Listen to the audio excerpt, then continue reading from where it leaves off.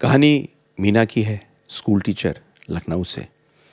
Baby करना चाह रही थी, परेशान थी, बहुत साल हो गए थे शादी को, पीरियड में पेन रहता था। कई बार पेन इतना ज़्यादा होता था कि परेशान हो जाती थी, गोलियों खा के गायनेकोलॉजिस्ट के पास गई, अल्ट्रासाउंड किया, एडिनोमायोसिस मिली, बताया कि हिस्टेरेक्टमी करनी पड़ेगी।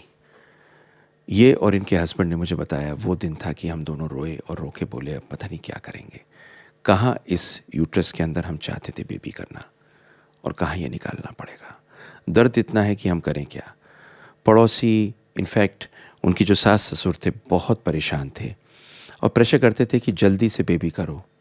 और जब ये नहीं हुआ तो एक अजीब सी चीज़ आपको बताऊं जो होता है हिंदुस्तान में, सब लोग कहने लगे दूसरी वाइफ ले आओ।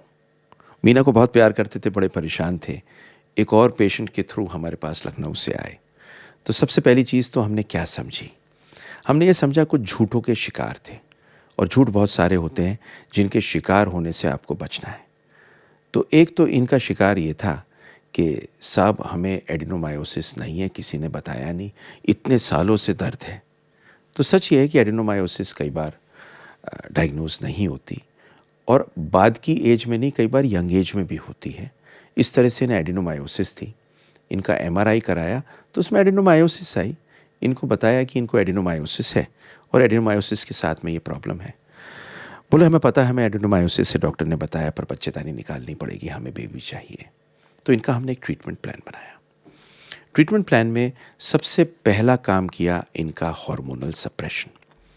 हमने इनको जीएनआरएच एगोनिस्ट थे वो दिए, 3 महीने के लिए एडिनोमायोटिक टिश्यू को कंट्रोल किया, यूट्रस की एनवायरनमेंट को कंट्रोल किया और एक बार वो कंट्रोल हुई फिर हमने इनका आईवीएफ प्लान किया। अच्छी बात क्या थी कि इनके एग्स हमें बहुत अच्छे मिले, हस्बैंड के स्पर्म के साथ में एम्ब्रियोज बहुत अच्छे मिले, एम्ब्रियो ट्रांसफ़र बहुत अच्छा किया और बहुत बढ़िया करने के बाद में फिर भी ये प्रेग्नेंट नहीं हुई।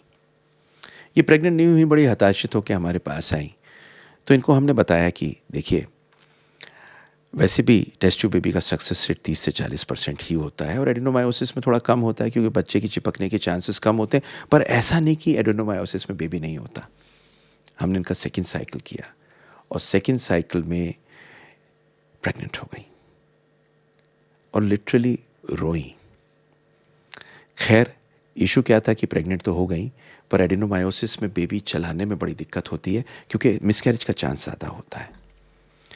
एंड में इनका एक एंटीनेटल बड़ा गौर से किया, बड़ी दिक्कत हुई, तरीके से हुआ और फाइनली एक प्यारा सा बेबी 9 महीने बाद इन दोनों की गोदी में आया।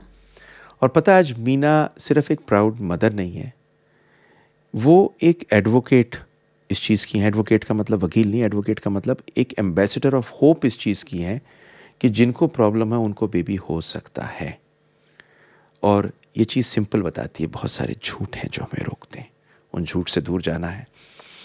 मैं आप लोगों के साथ में गुफ्तगू करना चाहूँगा इस मुतालिक, क्योंकि सिर्फ एडिनोमायोसिस नहीं, बहुत सारी और प्रॉब्लम्स होती हैं। वुमेन की क्या प्रॉब्लम है निकालनी है, मैन की क्या प्रॉब्लम है निकालनी है, ढूंढ के एक प्लान बनाना और प्लान पे चलेंगे तो कोई रीज़न नहीं है आपके बेबी ना हो। एक वेबिनार कर रहा हूँ फ्री, आ जाइए, उसमें मैं और आप बात करेंगे। बिकॉज इस बात के बाद मैं आपको एक ऐसी चीज़ दूंगा जो मिलने के बाद में हो सकता है आपको भी वो खुशी मिले जो सबको मिलनी चाहिए, क्योंकि भगवान ने वो डिसाइड किया हुआ है। Love to make this video for you. Like share subscribe कर दीजिए, लिंक पे पहुंच के रजिस्टर करा लीजिए और आइए हमारी वेबिनार में मैं और आप बात करेंगे।